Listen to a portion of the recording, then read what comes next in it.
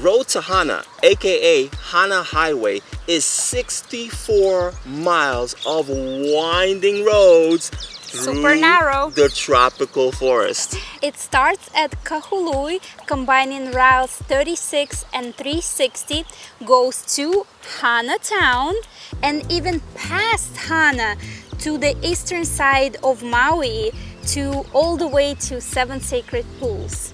Road to Hana has over 620 curves and 59 bridges. And 46 of them is one-lane bridges. The average speed on that highway is 10 to 25 miles per hour. So think about it. If you wanted to drive on the Road to Hana from beginning to end, considering traffic, it will take you 2 hours and a half. And no stops. No stops. It will take you 2 hours and a half to do so. Or more. Road to Hana is the #1 attraction in Maui. Ever wonder why people just flock to it? Everyone wants to go to Road to Hana when they get to Maui. Exactly, but it is unique due to high concentrations of beautiful waterfalls, lush greenery, hikes, lookouts, beaches, and so much more, all packed on one road. Hana adventures start at mile 0 of Route 360 and go for 40 miles all the way to the pools at Ohio. It is just so much to see there. It's crazy. It's crazy because you can't see it all in one day. Even from dusk, even from dusk till dawn, you cannot get it all in one day. Now, there are 2 ways you can experience Road to Hana. We experienced Road to Hana from both ends.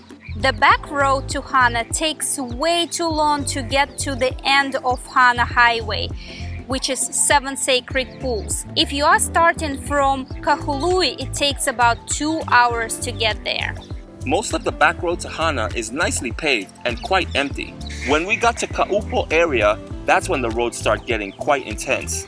It turns into gravel and dirt roads with lots of potholes, lots of 1 lanes and blind spots.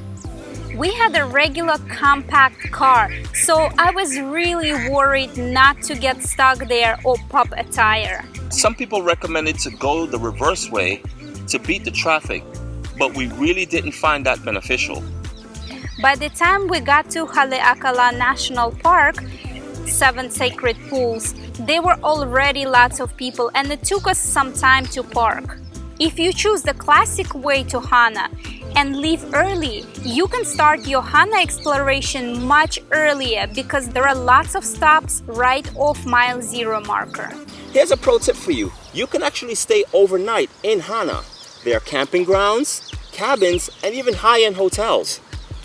And there are just so many things to do on the road to Hana, and the stops would really depend on your preferences. If you like or capable of hiking, if you like big or small waterfalls, if you want to jump into a waterfall, if you want to swim in a waterfall, if you want to go to the beach, if you want to see lava tubes, or if you're into plants and trees and just nature in itself.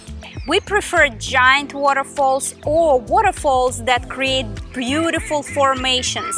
So as far as waterfall stops, we absolutely loved Waimoku Falls at the end of PPY Trail and the pools of Ohio. We made many waterfall stops, but they are not something we would go back to see. If you're fascinated by any types of water streams, 3 days won't be enough for you in Hana. Some waterfalls require a quite challenging hike, like Waimoku Falls and Bamboo Forest hike. Some you can see right off the road. Some have an easy paved path and the pools at Ohio. We saw a lot of people swimming in a lot of the waterfalls, but icy cold water is not our thing. If you love adrenaline, try jumping into the waterfalls at Twin Falls and Ching's Pond. As far as hiking goes, our favorite was PPY Trail with a magical bamboo forest path and a rewarding grand view of Waimoku Falls at the end. Another short hike or more of a stroll we recommend is Keane Arboretum, where you can get up close to giant eucalyptus trees. Keane Peninsula is a cool spot to stop for a gorgeous ocean view and jagged lava rock shoreline. There are two paid attractions on the Road to Hana. The first one is the Gardens of Eden, which is $15 per person. And Hana Lava Tube, which is $12.50 per person. Keep in mind, both close at 4 p.m. We stuck to free activities.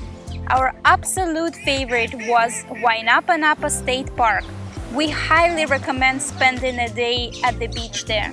Another fascinating spot is the Red Sand Beach. There's a short hike to get there, but it might become deadly due to sliding sands. There are lots of food options and stops throughout the entire Hana Highway. Most of them are food trucks. When you get to Hana Town, there are a few sit-down restaurants and a couple of higher class restaurants. Keep in mind, food trucks close at 5 p.m. and some even earlier. We loved Huli Huli Chicken Place so much, but when we came back the second time, they were sold out and everywhere else was closed. So we had to have dinner at Hana Ranch Restaurant. The food was delicious, but on a higher price range. Here are some tips, do's and don'ts for you while on the road to Hana. Drive carefully and let the locals pass. That's right. On the road to Hana, there were several times where we saw people wanting to take photos. They were on the opposite side of the road trying to do so. They're going super slow.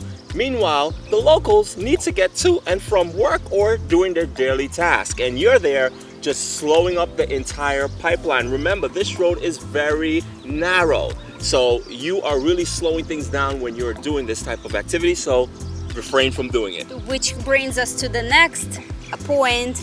Do not take pictures while you're driving. We saw lots of cars with selfie sticks sticking outside the window. Not to mention, it is very dangerous. These curves, you cannot see what's coming around it. And these locals, they don't play. They drive fast. On the road to Hana, the parking is very limited. And some places do not even have a designated parking spot. Right. We saw plenty of times where the parking spaces, the facilities where you can park, for example, Twin Falls. The parking space for Twin Falls might hold maybe 50 vehicles, if that. And we noticed up the road, people just kind of pulled over to the side of the road and there's just a chain of cars, and that is actually kind of blocking traffic and making the pipeline that much smaller for cars to get through. Super important, when you head out to the road to Hana, be sure you have a full tank of gas. That's right. On the road to Hana, there is only one gas station, and that's located in Hana, which is located all the way towards almost the end of Hana. So make sure you have that full tank of gas. You don't want to run out of gas there. It will take a while for someone to come and fill your tank for you so you can get to the nearest gas station.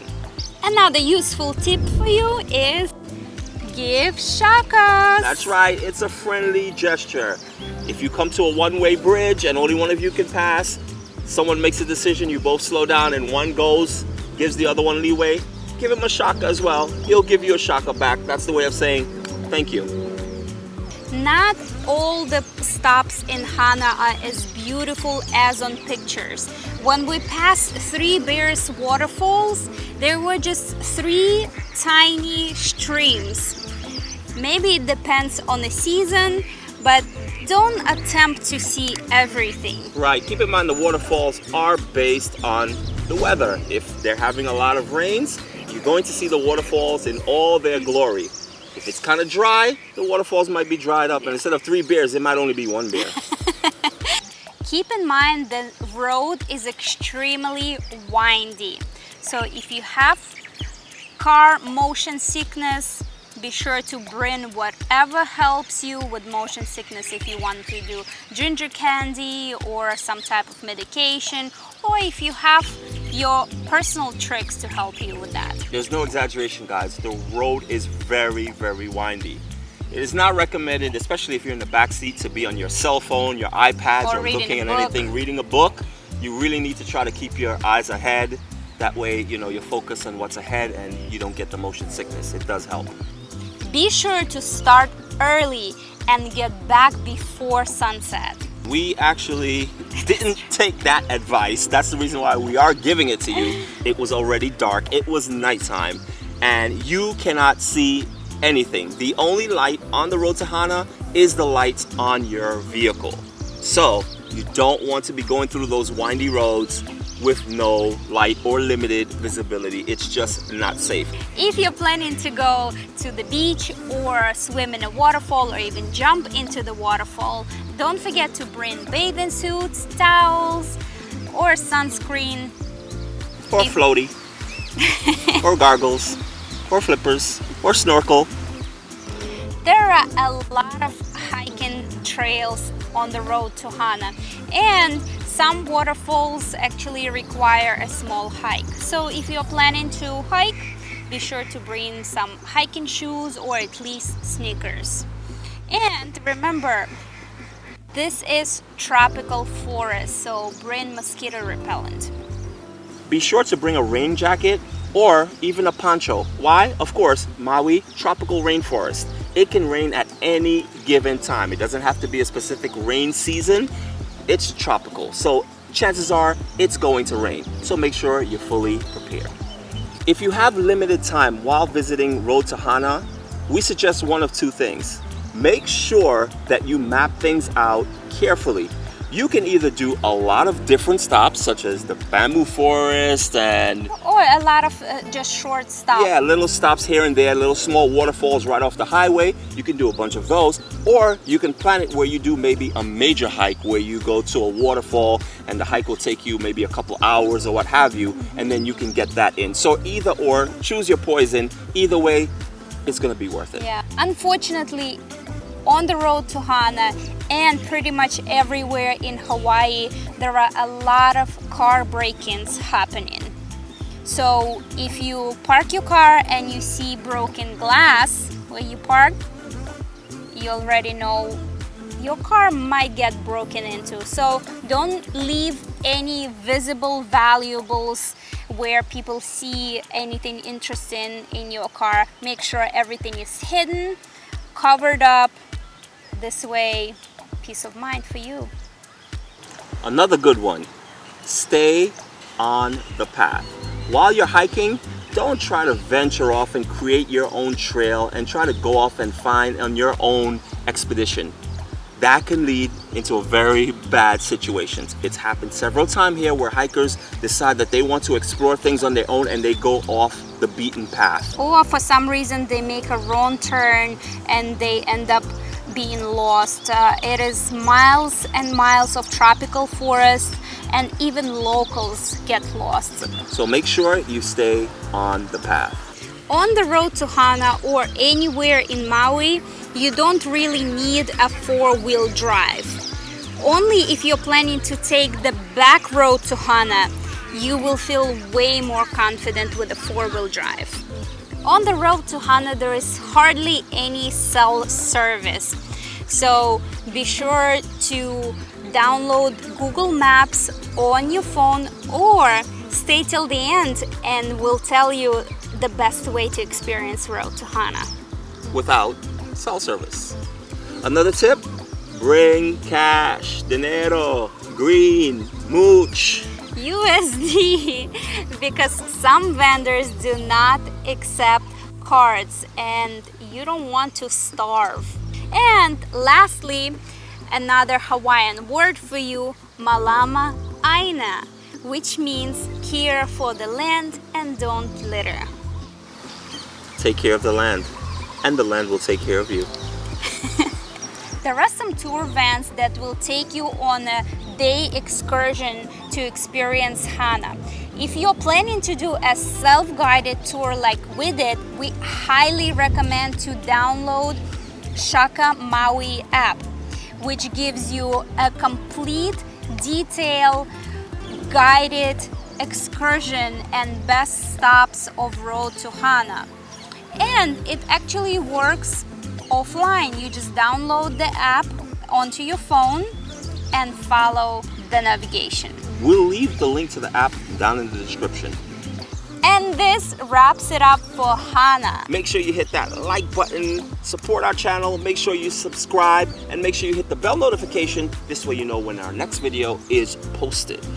And if you have been to Hana, let us know in the comments what were your favorite stops there. And if you're planning to go there, let us know if you have any questions, if you're excited to visit Hana. So as usual, Just be out with us. And mahalo for watching!